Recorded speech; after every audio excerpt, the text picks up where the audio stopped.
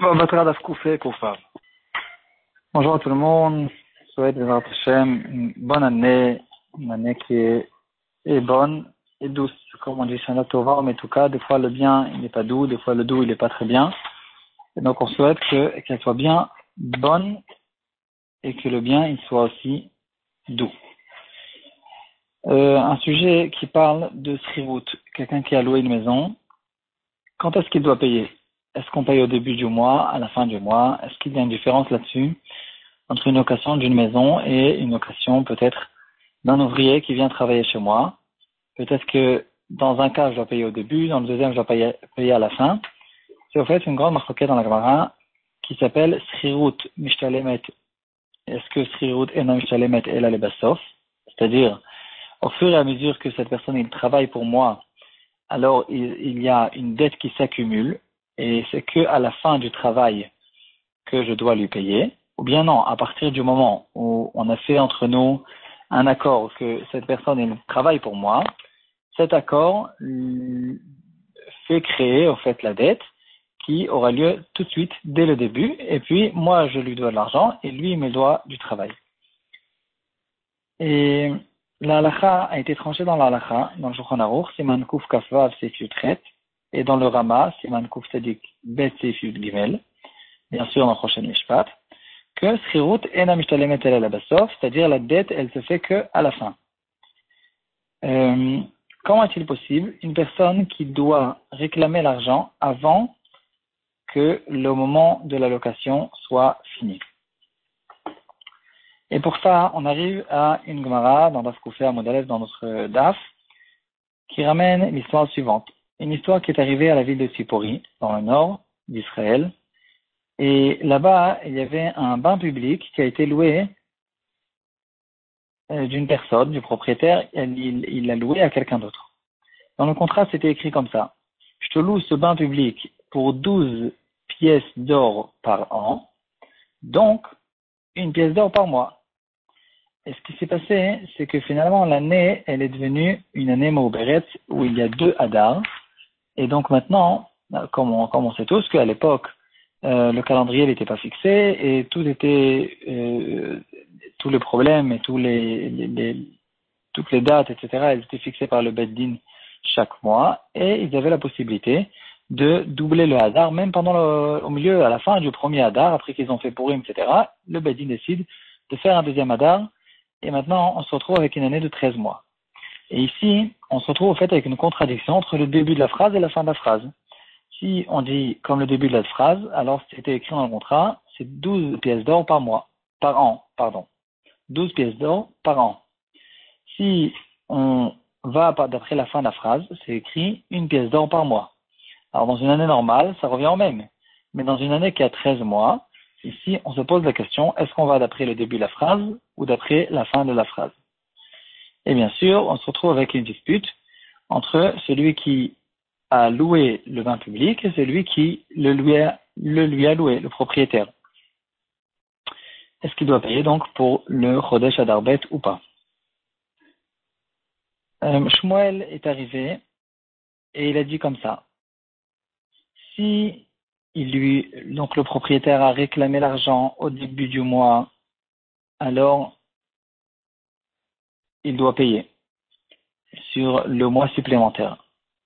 Si par contre, il est venu à la fin du mois, c'est fini. Là, l'utilisation a déjà été faite.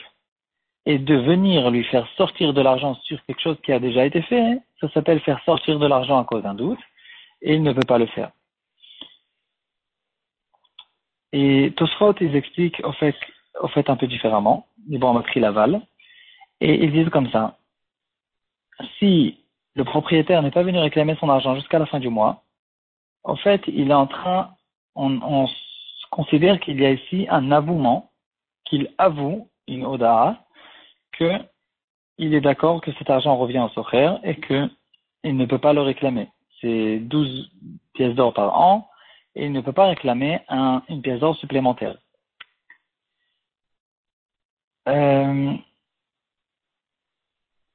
Celui qui veut voir plus de détails peut ouvrir dans le Roche dans Baba Metzia Perek Aleph Siman Yud Gimel. La Gemara là-bas aussi elle ramène cette histoire.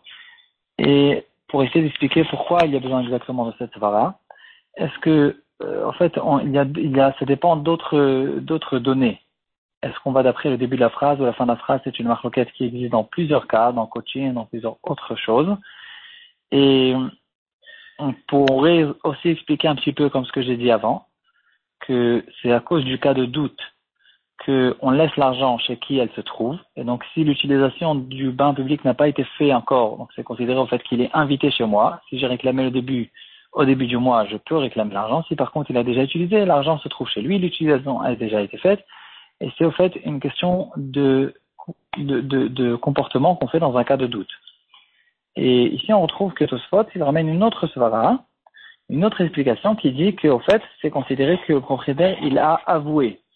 Il y a une hoda'a que le propriétaire, à cause du fait qu'il n'est pas venu au début du mois, c'est considéré avec son silence pendant tout le mois, on considère qu'il est d'accord de laisser l'argent, de ne pas réclamer, de ne pas demander cet argent à celui qui a loué ce bain public. Et la question que relève le Rachach dans la Seret Ktuvot d'Afkav, il dit comme ça. Le Tosfot, au fait, il est incompréhensible.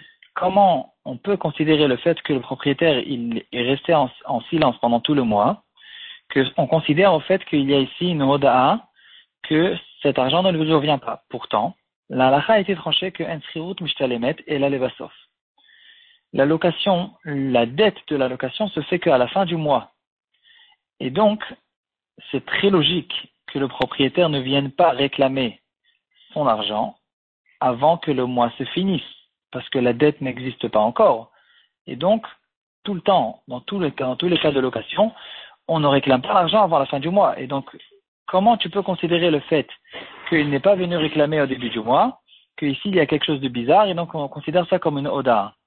C'est pas du tout logique. On comprend très bien que la raison pour laquelle il n'est pas venu au début du mois pour réclamer son argent, c'est pas du tout une question d'oda, c'est une question que la dette n'existe pas encore. La srirut, elle se fait payer qu'à la fin du mois. Et donc, il n'y a pas du tout ici une histoire de mechila. Le Rachach relève cette question.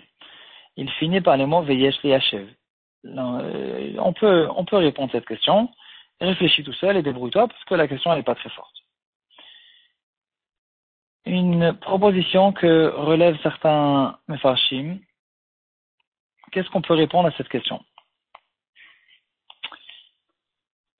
Un chitouche du Sefer Kuntras Asfekot, un des grands achronymes, le frère du Ktot HaChoshen, qui a écrit un livre sur plein de cas de lignes monotes qui tournent autour de qu'est-ce qu'on fait dans un cas où il y a un doute.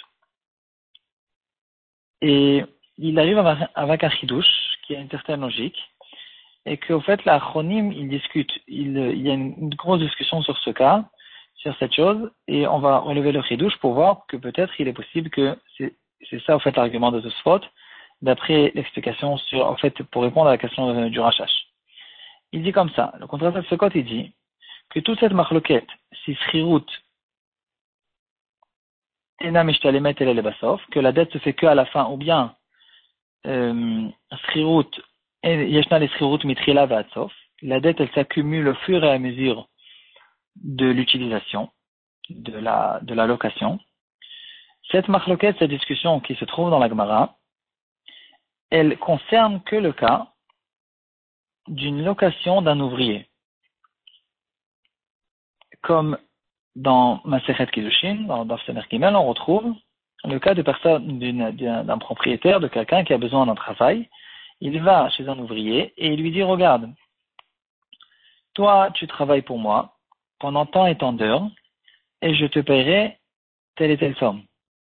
Et sur ce cas, on retrouve cette marloquette, comment la dette de la srirut se fait. Est-ce qu'elle s'accumule au fur et à mesure des heures, et donc chaque minute qui passe, il y a encore 1 euro qui tombe, et la dette elle s'accumule, ou bien non, la dette elle se fait qu'à la fin. Sur ça, il y a la marloquette. Par contre, dans un cas d'une location d'un bien immobilier, ou même une location d'un objet, mais c'est pas une location d'un ouvrier, dans ce cas-là, il n'y a pas de marloquette, et à partir du moment où le contrat a été fait, tout de suite, la dette existe, et il doit payer au fait toute la location. Ici, on retrouve une troisième manière de voir les choses. C'est pas que la dette se fait à la fin, c'est pas que la dette se fait au fur et à mesure du travail, du temps de la location, c'est plutôt une troisième possibilité. La dette existe entièrement depuis le début, à partir du moment où le contrat a été fait. Pourquoi faire cette différence? Il dit comme ça. Il dit, la Gemara, elle ramène une dracha sur les ouvriers. Et elle dit qu'un ouvrier, par exemple, il peut changer d'avis au milieu de la journée, parce qu'un ouvrier juif, c'est pas un serviteur. Avadaïhem vela avadim la avadim, nous sommes les serviteurs que de Hachem, et donc je ne peux pas forcer un autre juif de travailler pour moi comme un serviteur. Et donc, de la même manière qu'il peut changer d'avis au milieu de la journée, ça nous montre au fait que pour un ouvrier, on ne peut pas considérer que la dette se fait que à la fin, mais plutôt que la dette se fait au fur et à mesure. C'est au fait une manière de voir les choses dans le cas d'une location d'un ouvrier. Par contre, dans le cas où je loue quelque chose, un objet ou un bien immobilier, où il n'y a pas du tout cette svara, dans ce cas-là, d'après tout le monde, la dette se fait depuis le début. Une très belle svara pour faire la différence au fait entre plusieurs sortes de locations. Si on est d'accord avec cette svara, on a une réponse sur la question qu'on a relevée sur Tosfot, que le Rachash, en fait, relève sur Tosfot. Pourquoi Tosfot, il vient avec cette nouvelle svara qui dit que le fait que on résume. Il y a une petite complication. On résume. On a vu que la halakha, elle a été tranchée que la srirout, elle se fait qu'à la fin. Le paiement, la dette, elle existe qu'à la fin du travail. Après qu'on a vu ça, on a vu l'histoire du bain public où il y avait une contradiction dans le contrat. Est-ce que on va d'après une année globale, 12 pièces d'or par année, ou bien on paye chaque mois? Ce qui nous a causé un gros problème dans le cas où l'année est devenue une année de 13 mois. Et le Shmuel qui fait la différence entre le cas où il est venu au début du mois et la fin du mois, et Tosfot qui explique cette différence en disant que s'il est venu à la fin du mois, il y a eu en fait un accord que le propriétaire il a laissé tomber sa pièce d'or. Pourquoi il a attendu tout le mois? Il aurait dû venir au début du mois. La question qui a été relevée sur Tosfot par le Rashash, qui dit que pourtant, puisque la halakha est que la dette se fait qu'à la fin du mois, on comprend très bien pourquoi le propriétaire il arrivait qu'à la fin du mois et pas au début du mois, parce que la dette n'existe pas. Alors pourquoi tu considères cette chose-là comme une hoda'a du propriétaire, que cet argent ne lui revient pas? Là-dessus, le Rashash dit Yesh Liachev, et une proposition sur ce Yesh Liachev, d'après le Ridouche du Kuntra Sefekot, qui fait la différence entre plusieurs sortes de locations, en disant que toute la marloquette, est-ce que la dette se fait au fur et à mesure du temps ou bien qu'à la fin, c'est que dans un cas d'un ouvrier. Avec la svara qu'on a vu, que cet ouvrier, c'est pas un serviteur, et donc on ne peut pas dire que cette dette se fait, certains ne sont pas d'accord de dire que cette dette se fait qu'à la fin.